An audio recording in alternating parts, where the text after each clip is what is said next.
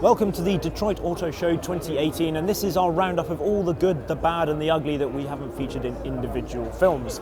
And we're going to start off on the Infiniti stand.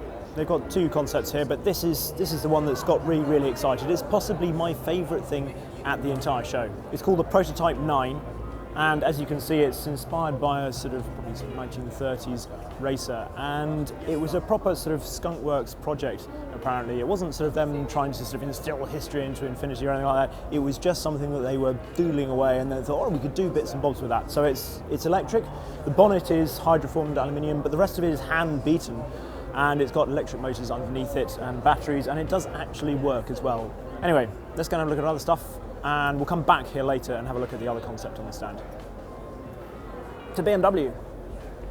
This is the BMW stand. Now, there are newer things that we'll get to in just a moment, but this is the M3 CS, and I haven't seen it before, and I really like the idea of a hot M3. Sort of, you know, the M4's all good, but I remember driving the M3 CRT Saloon last time, which was just such a cool car, and all the cooler for having the extra doors.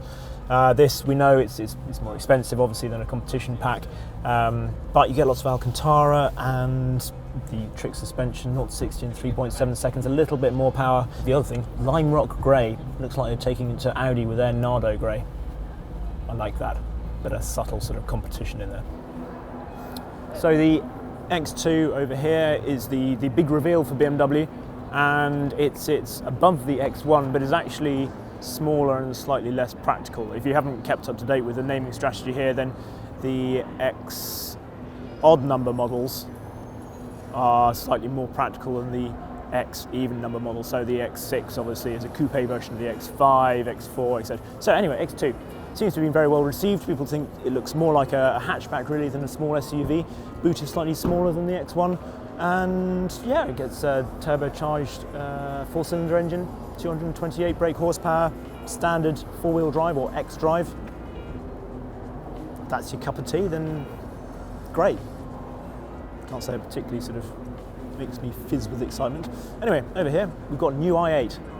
I say new, but actually it's basically the same car, but it's just now got a larger capacity battery, which has gone up from 7.1 to 11.6 kilowatt hours, I think. So the petrol motor has stayed the same, but now the battery is producing, or the electric motor is producing 141 brake horsepower, up from 129 before, taking the whole thing up to 369 brake horsepower. Oh, the range is extended too, from 15 to 18 miles on battery only.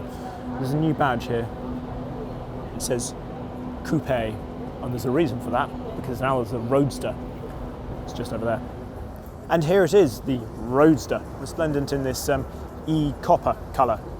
Doors still swing up like that, still got that sort of bit of theatre, and then the roof that goes in here is fabric and folds away in here, sort of Targa-esque, a bit like the 675LT or 570S Spider from McLaren.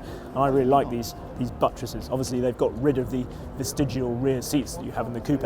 It's slightly slower to 62 miles an hour, 4.4 seconds instead of 4.2, but obviously you'll be able to hear that lovely three-cylinder engine all the more easily. On the Hyundai stand, they've announced a brand new Veloster, and excitingly, there's an N variant, which is very good news because we drove the i30N earlier in the year, and it was a really genuinely very, very good hot hatch. There's going to be a standard and performance models. I like the Veloster. It was never really particularly sort of had elements of being good before, but this really could be the one that brings it up. But I love the fact it's got two doors on one side and one door on this side. It's quirky, and that's good. And it's smaller than an i30N, so yeah, I hope they bring it to the UK though.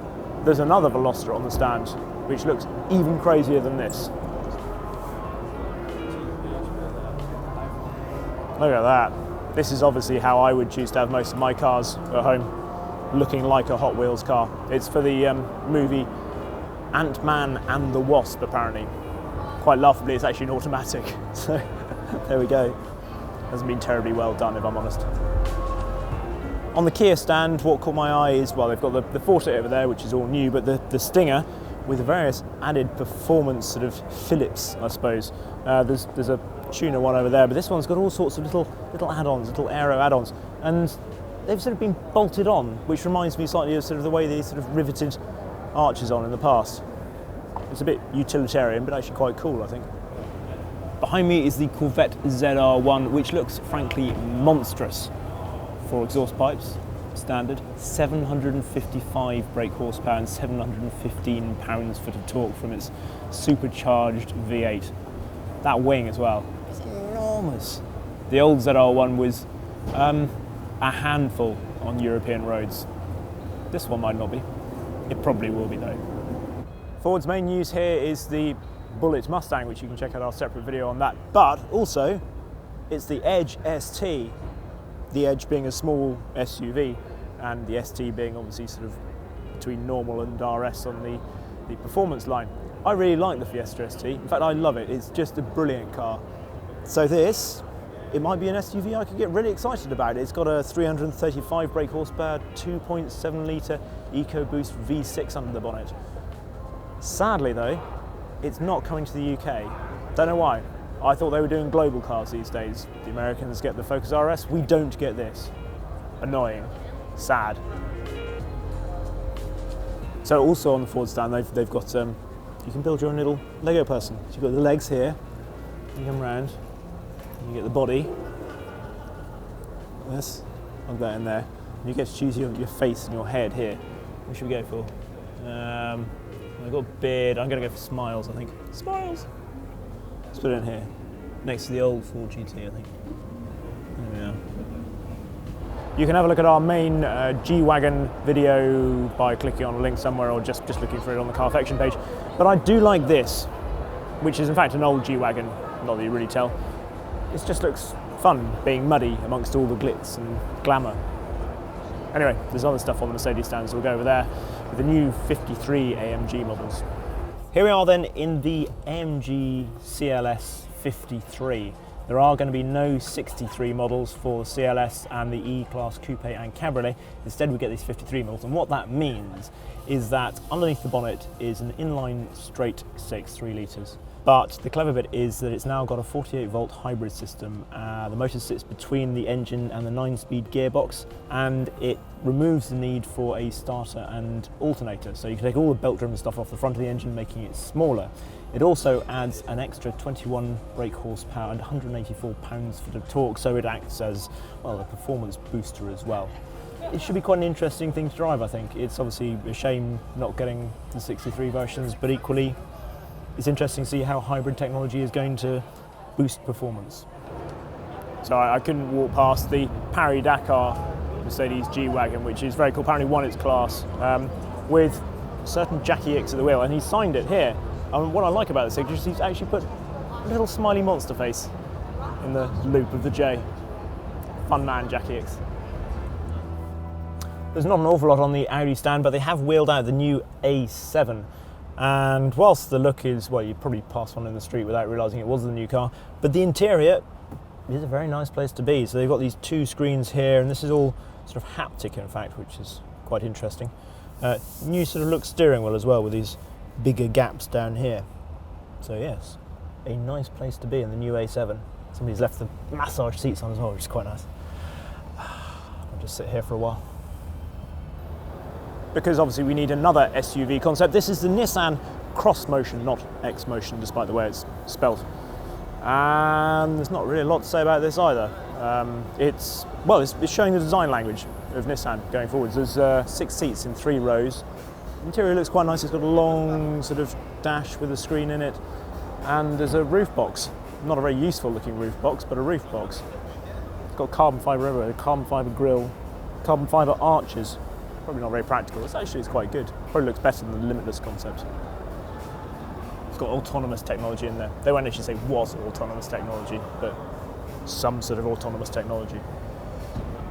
And now we're going to go off on something that I like to call truck tangent, starting with the brand new 2019 Silverado, seen here behind me in brown high country spec. It's very large. Next up on truck tangent, the Nissan Titan XD. It's so large I can actually lie down in it. It's hard work, this motor show business. Walk here, walk there, say this, say that. This is the Ford Raptor, a truck I actually really want to have a go in. Controversially, of course, with a V6 in it. This is the Ford Super Duty. power stroke. And a wing mirror that's bigger than my head. An honorary addition to Truck Tangent is this, the Lincoln Navigator, which is frankly enormous. You can get its own fold-out step ladder so you can get up into it. Look at that. Bringing us to the end of our Truck Tangent and the clear winner. It is the GMC Sierra 2500 HD All-Terrain X, as if it needed any introduction. Sadly, it's a concept, but these matte tracks are just brilliant. It's your perfect weekend getaway to the mountains or something, I don't know. It's pretty cool though. We've taken a moment to come outside the show to the sort of collection of supercars and Bugatti backwater, as I'm now calling it, to show you the Chiron. Why? Because of what's around here. Now, you remember how Lamborghinis used to have those sort of hideous bumpers? Well, not quite that bad, but look at these. You buy a Chiron in America, I assume you have to have these on it, which looks a bit odd. So after Truck Tangent and Bugatti backwater, here we are back on the Infiniti stand at the end of our roundup. And this, the other concept that I mentioned earlier, the Q Inspiration. And praise be, it's not a small SUV. In fact, it's a sedan, and it's got suicide rear doors, and because it's a turbocharged four-cylinder, not a V6, but it produces the same power as a V6, they say, but also the frugality of a diesel engine, they've managed to push those A-pillars forward, so it's very luxurious and spacious inside, and it just looks very cool. So hopefully Infiniti might ramp things up and produce something looking a bit like this. Anyway, let us know what you think of the show. Was it good, bad, indifferent, bit quiet? I thought it was a bit quiet here, if I'm perfectly honest. Comment below, remember to subscribe to the channel and press on that little bell icon so you get a notification every time we post something new. Please, thank you.